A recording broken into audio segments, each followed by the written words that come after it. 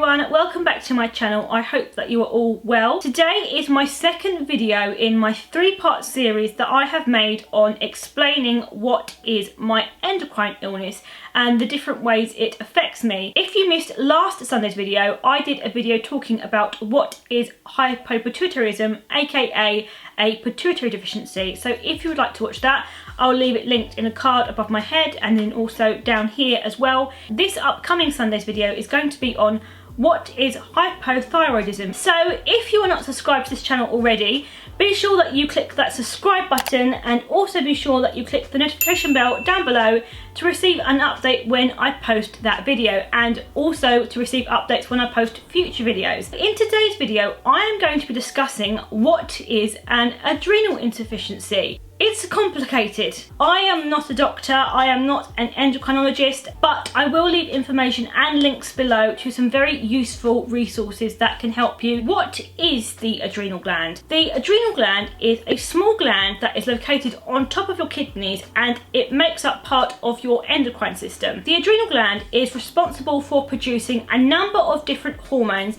that help your body to physically deal with stress. And one of the key hormones it produces is called cortisol. Now, cortisol is otherwise known as the stress hormone, and this is basically the hormone that alerts your body when things go wrong, and it's the hormone that helps your body to deal with physical symptoms of stress. And when you do not produce enough cortisol, you then have an adrenal insufficiency, and this can also become more serious, and this is called an adrenal crisis. More on that in a moment. I like to think of cortisol as the Protego Maxima spell in Harry Potter. You imagine that your body is like Hogwarts and your cortisol is like the Protego Maxima spell, and it helps to defend you against bad stuff, it keeps you safe, it keeps you secure. But when you do not produce enough or any cortisol, the force field around Hogwarts, aka your body, is compromised. I totally just made up a Harry Potter reference for an adrenal insufficiency. And it's funny because the phrase, oh my god, I can't physically deal with all this stress,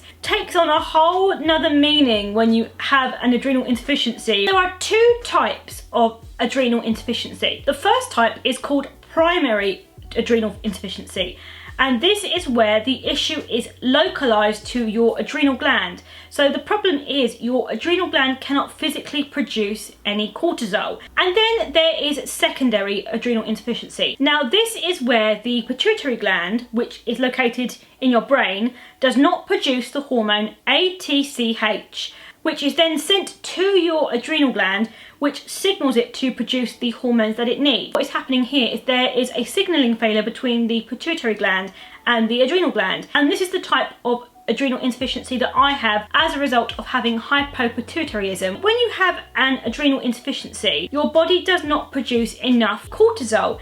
And this basically means that your body cannot physically deal with the daily stresses and strains and things that can impact your body, which would cause you to need to make more cortisol. There are a variety of things that can aggravate or worsen your adrenal insufficiency, and they include sickness and illness, having to undergo surgery or injury. Those are the things that can really aggravate your adrenal insufficiency and make it worse. And then this can then turn into something more serious called an adrenal crisis. And this is where essentially your body is going into shock because it cannot produce enough cortisol to deal with the physical stress of what is happening to it. I have had quite a number of adrenal crises in the past. Let me tell you, they are not fun and they are very serious. Now, usually people with an adrenal insufficiency tend to be prescribed something called hydrocortisone. Now this is a hormone replacement drug, which is basically a synthetic replacement for the hormone cortisol. So you will take this and you will take a certain dosage depending on what you need, and this is ascertained through having blood tests, and this medication will usually tide you over on an everyday basis. However, in more stressful situations that are more physically demanding, and those are situations where your body would need to produce more cortisol, but because your body is not able to produce that cortisol on its own, you will need to give it a little bit of a helping hand. So in these situations, you are recommended to adjust your hydrocortisone to what you will need depending on the situation, and this is otherwise known as the sick day rules. The sick day rules basically mean that you increase your medication to help your body physically cope with the strain of that situation. Now, it's very important that you discuss this at length with your GP or your specialist before you go doing so, because if you are taking more hydrocortisone, it will need to be clarified with a medical professional who knows you. There is some really great information on the Pituitary Foundation which goes into more detail on the sick day rules and where you might need to adjust your medication, so I'll link that down below. But before you go doing anything, it is really important that you discuss it with your GP and you make sure that they know this, because they would need to then prescribe you more hydrocortisone because you are taking extra the amount that you would usually take. Now, for me, my usual dosage is that I take 10 milligrams in the morning. I will then take another 5 milligrams in the afternoon at around 12 o'clock, and then another 5 milligrams in the evening at around 7 or 8. And sometimes when I am more physically strained, if I have to do quite a lot in that certain day, or if I'm being a bit more active, I will also take an extra 5 milligrams at around 4 p.m. just to tide me over. But in those situations where I have to follow the sick day rules, I will then have to either double it or treble it to basically help my body get through that stressful situation. But when you have an adrenal crisis, you tend to need to have a hydrocortisone injection. So this is my medical kit, and it contains a 100 milligram dose of a hydrocortisone injection, and it also contains a glucose gel solution. And this is because when you have an adrenal crisis, you can also get very severe low blood sugar, because cortisol also helps you to regulate your blood sugar when you are going through a stressful situation. And this gets squirted into my mouth, and this is only ever given to me in a real emergency. So this will be when I am unconscious, if I've collapsed, if I've had a really severe injury, if I'm being sick and I am not able to physically keep down the hydrocortisone tablets and I keep vomiting them back up. And alongside the kit, it also contains my details, my emergency contact details, and it also contains some very useful information both from my hospital and also from the Pituitary Foundation on what an adrenal crisis is and what hydrocortisone is and how to administer it. What are the symptoms? Well, to be honest, from my experience, they tend to vary depending on how severely you are experiencing a lower level of cortisol.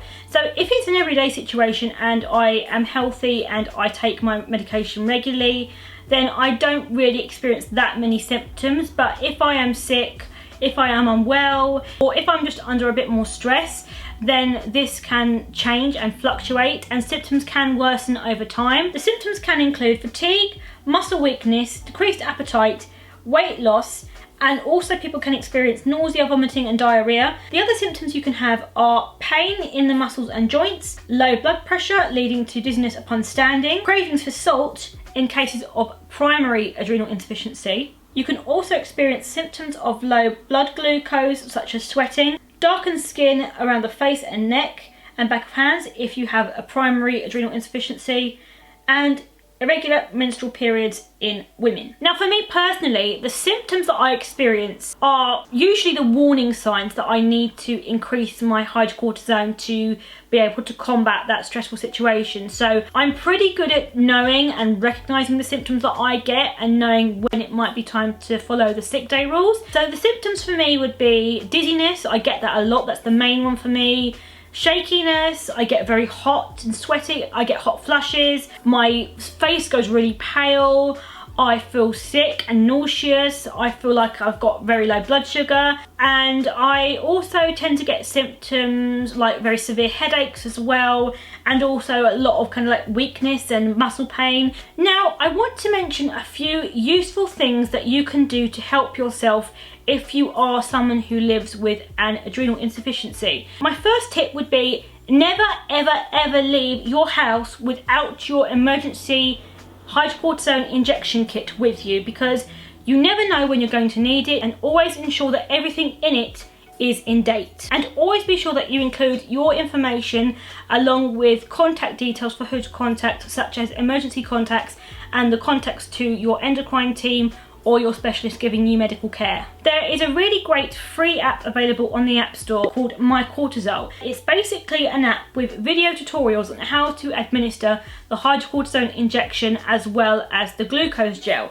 The other thing that I recommend that you do if you have an adrenal insufficiency or any kind of life-threatening illness is to invest in a Medical Alert bracelet. Now, for those of you who have never heard of this concept, Medical Alert is a charity that make customised bracelets and wristbands.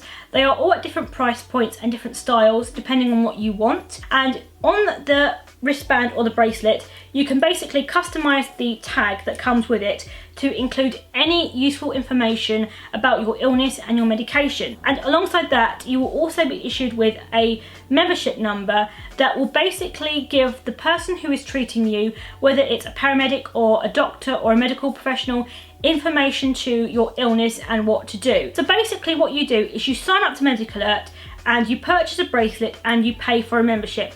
A yearly membership costs £25 a year. You can add information about your illness, about your diagnosis, about your medications, any useful information that you want a health professional to be able to immediately access can be stored on your account. And the other great thing about this is Medical Alert is also available in different languages as well, so it's also great if you travel too. And when you sign up, you will also be issued with an emergency Medical Alert card. This will basically have the Medical Alert number, it will have the membership details, your membership number, it will also have on there your contact details, your emergency contact details, your hospital details, and then at the back it's also got information about what to do to be able to access the information. Something else that you can do, which is available if you have an iPhone, is to update your medical ID. Now you can find this by going into your health app on your iPhone and going into the account section, and there will be a section labelled Medical ID. Now on this you can add information about your illness, your medical notes, your medication that you take and your allergies, and also an emergency contact. And what happens with this is if you or someone else has to contact the emergency services, the emergency contact that you have listed on your medical ID will be notified of this and notified of your location. So it's a really great resource to have, and it's also free as well. So if you have an iPhone, definitely make use of this. And this is also very easily accessible even if your phone is locked. So the way that a person can access this is by clicking on the power button as well as the volume button, and it will then come up with a slider that says Medical ID along with the power off button and the emergency SOS button, and you slide the medical ID slider along and it will then come up with the information that you have added to your medical ID section and your emergency contact. The last thing that I recommend that you do is to get hold of an emergency steroid card. So this is mine. This is a card that has been made in collaboration with the NHS, the National Health Service here in the UK, and the Society for Endocrinology. It's a downloadable document, so you can download it online. I'll leave a link for it down below if you want to download it. And it has useful information on it about what to do in an adrenal crisis and how to administer hydrocortisone and what to do if someone is in hospital. And it also contains a section where you can fill in your details such as your name, your date of birth, your NHS number, your steroid prescription, and also an emergency contact as well. This is only applicable if you live in the UK because it's made with the NHS. So if you're not from the UK, it's worth finding out what is available to you in your country where you are. Now, one final thing I want to mention before finishing today's video is that I am filming this around the time of the coronavirus outbreak. And what I wanted to mention is that if you are a patient with an adrenal insufficiency and you want to find information about adrenal insufficiencies in relation to coronavirus, there are some really useful guidelines that have been made by the Pituitary Foundation and by the Society for Endocrinology, which go into detail about that. So I will link that down below if you want to go and find out more about that as well. So that concludes today's video on what is an adrenal insufficiency. I really hope you found this video useful and helpful, and thank you so much for watching today, and be sure to check back on Sunday for my video on what is hypothyroidism, and I will see you all again soon. Bye guys!